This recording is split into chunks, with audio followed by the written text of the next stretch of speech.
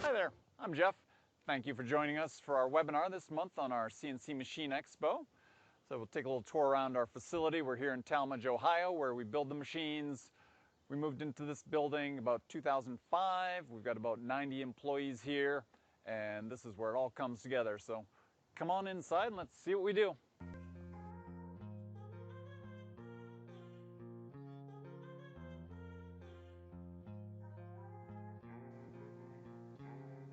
So first off, we've got our engineering area here. So we've got a whole crew of software, electrical, and mechanical engineers. So this is the team that'll take those napkin sketches and turn them into reality. So we went through a major renovation of this office area back prior to COVID, and just in time for COVID, got this completed.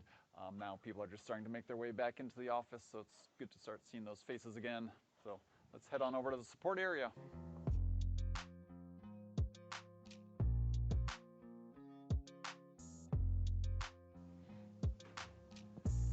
So this is the area dedicated for our support area. So when you call in, you'll talk to either Rick or Skeeter on the phone here. We've also got other people still working from home. And then we've also got our aftermarket spare parts area that you talk to people in this area. So let's head on out to the floor.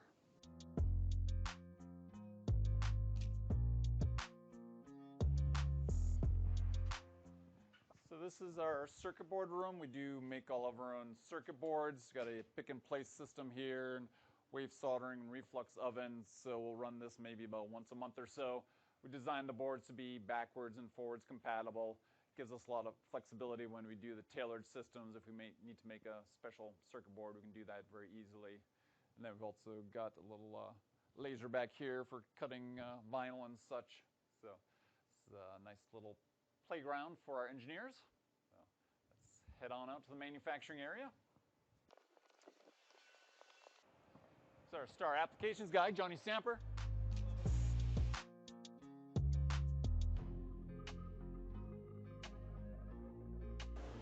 So this area down here, we've got our production model Waterjet. So we always say it would be difficult for us to be in business if we didn't have our Waterjet of our own to cut the parts that we need to build whatever is going through the shop here. So take a look at what it's doing today.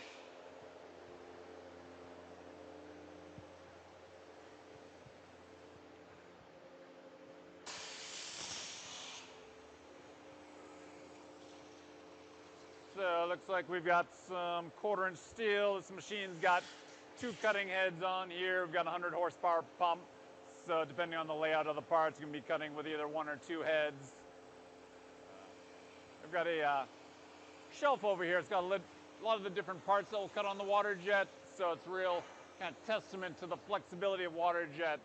So stainless steel of various thicknesses. Of course, different foams and things that we'll need for different gaskets and flanges.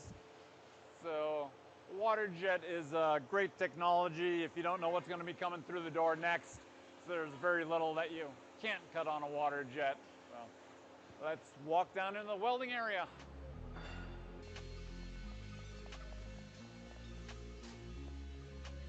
So a couple blank spots, a couple tanks that have gone off to paints. So we don't do painting or anodizing or bending here, but pretty much everything else we do in-house. Walk down here, I think there's the A-series tank that's being welded up down here.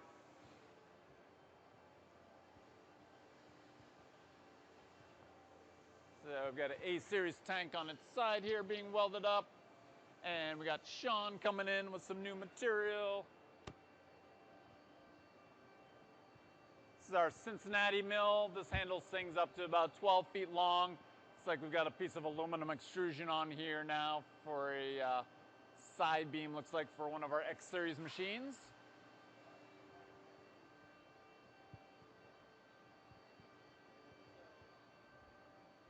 And back here, we've got one of our X-series tanks. It's going to be going out to paints.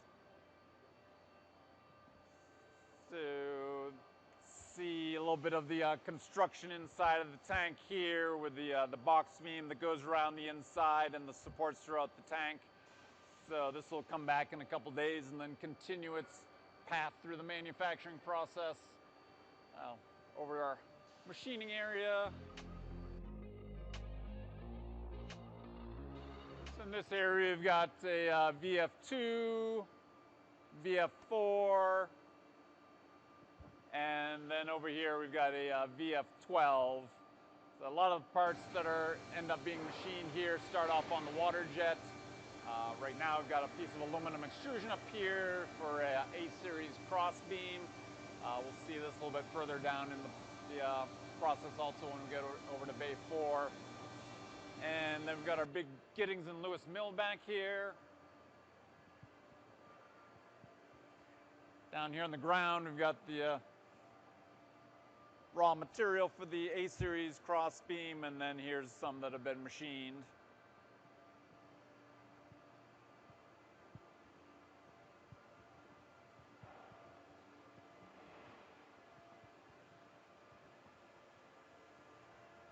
And here we've got our Giddings and Lewis mill. It says about 36 feet of travel. It's got a 5-axis head on there, tandem tables. And when we put this in, we had to go about 13 feet down into the floor so that the hook of the crane would clear the top of the mill here. So I believe it's the largest mill of its type east of the Mississippi. Let's head on back this way.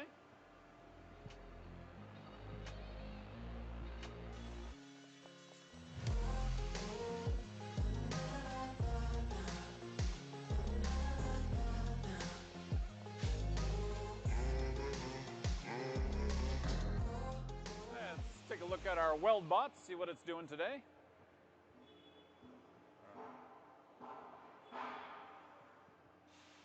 So this is where we weld together all of the grates that we typically sell with our abrasive machines, our job shop grates. So we built this up about, I'd say about 10 years ago now. Put one of our controllers on it, and basically they can load the program, put the material on here, clamp it down, and then the welding head will go around and make all the welds. So when I first started here 12, 13 years ago, it was a manual process for somebody to sit there and do all that. Obviously quite tedious. Being able to automate it like this, we're able to do things like spread out the weld pattern so you don't get the heat build up in an area, and obviously a lot less tedious to have the weld bot do it than somebody doing it. And we'll head on back down this aisle here.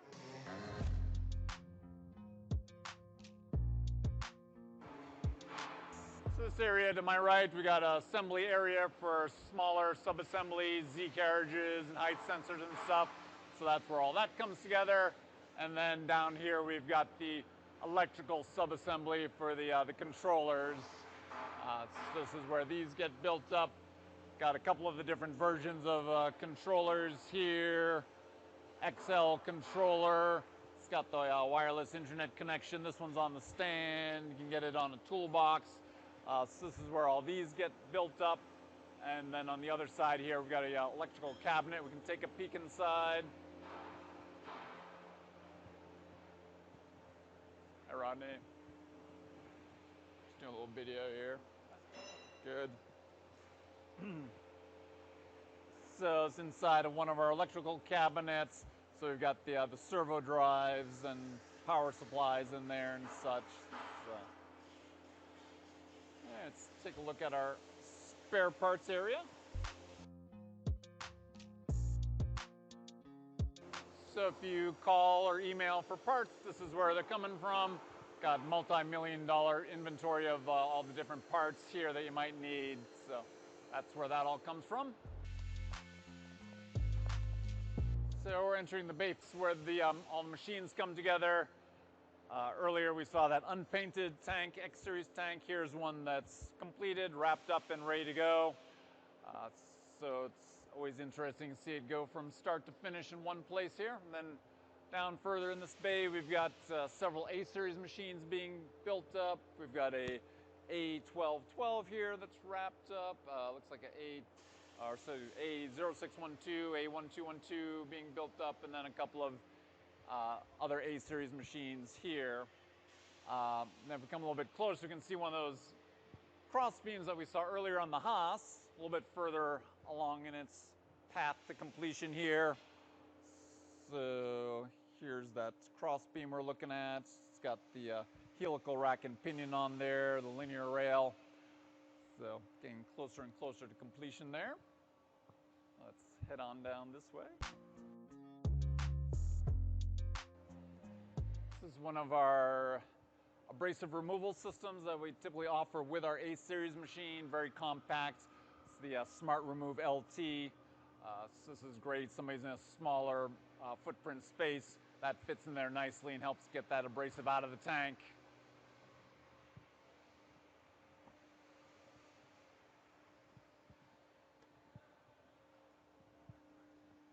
And here we've got an array of different X series machines lined up in different states of manufacture. X1530, or sorry, X1515, X1530, another X1530. So I always say interesting thing about working here at WARDJet is come back in a week or two and there'll be a totally different array of machines going through the shop. This week looks to be primarily abrasive machines in this area, but a couple weeks they might be primarily water-only machines. So let's take a look down here.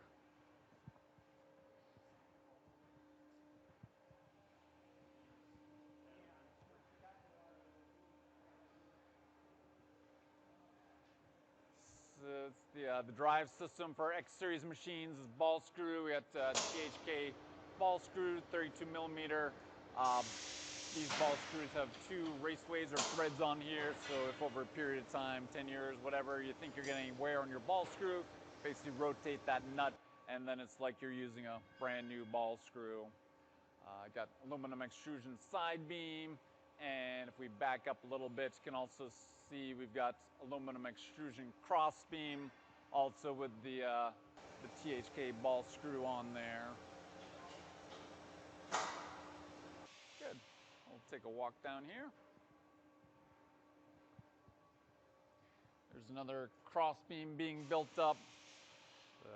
Again, aluminum extrusion. This one looks like it'll have 2 Z carriages on here. You've got the back plates for the Z carriages and the THK ball screw on there. So on this style machine, we rotate the nut on the ball screw. The ball screw is fixed, so that gives you capability where you can do things like head spacing and things like that. So kind of a nice design of that cross beam to give you that flexibility.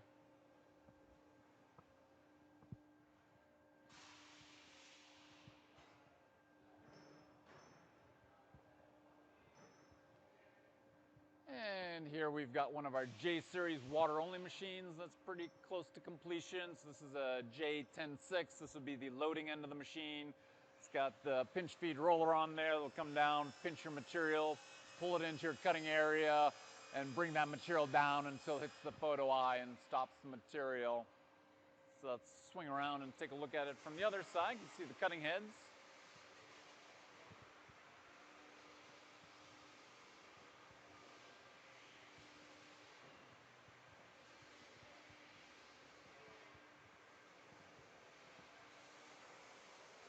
Looks like they're getting ready to do a ball bar in this machine. We run ball bars on all of our machines to check the circularity. This machine's got 4 cutting heads on there, manually spaced. And then after it's done cutting, the material will come out this end. And pretty impressive machine, high speed, high volume machine. And then to this side here, we've got the biggest J series machine that we've built yet to date. A J22/8, 8 foot by 22 foot cutting area, and then similar size loading and offloading tables. So overall, the system is about, I believe, 72 feet long when it's going to be installed. Just to kind of take a walk down here to the other end so you can see it all. So, loading table. It's like Mike is setting up to do a ferro laser tracker on here. Check the straightness of the rails on here. So obviously you want to make sure those rails go on there nice and straight to make the machine as accurate as possible.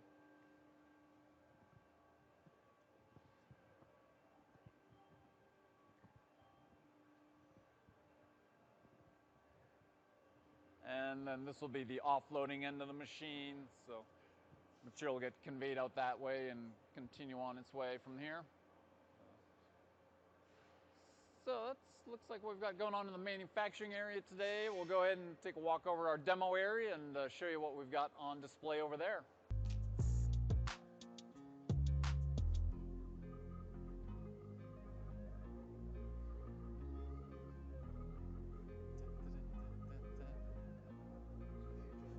What's up? Nice t-shirt. Give Jeff a high five. Give Jeff a high five. High five. Good job.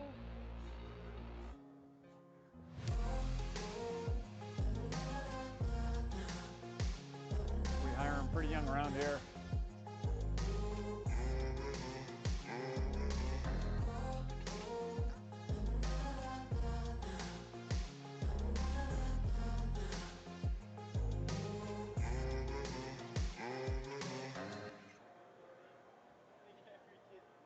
Okay, here we are in our demo area. So we've got 4 WaterJets set up and 4 routers. So let's go around and take a look at the different WaterJets here. First of all, on this side, we've got our M series WaterJet.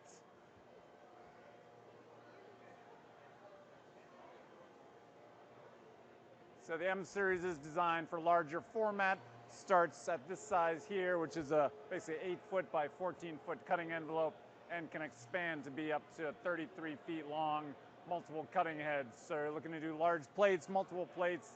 It's a great machine for that.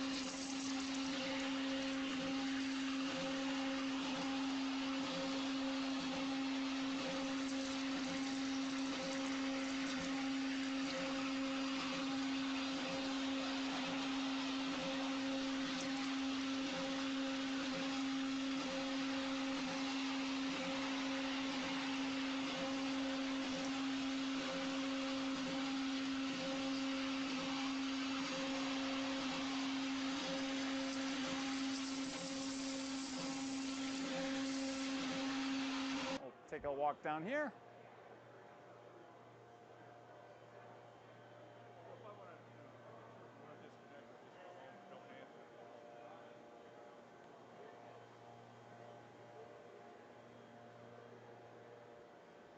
So down here we've got our X series model. This is available in a 5-foot by 5-foot. This is the 5 by 10.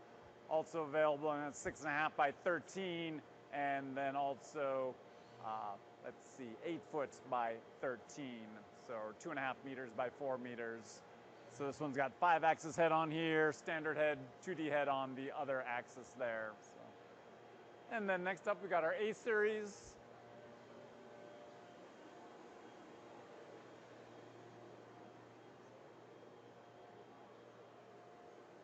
So A series, nice compact machine. This is available this size here, A0612.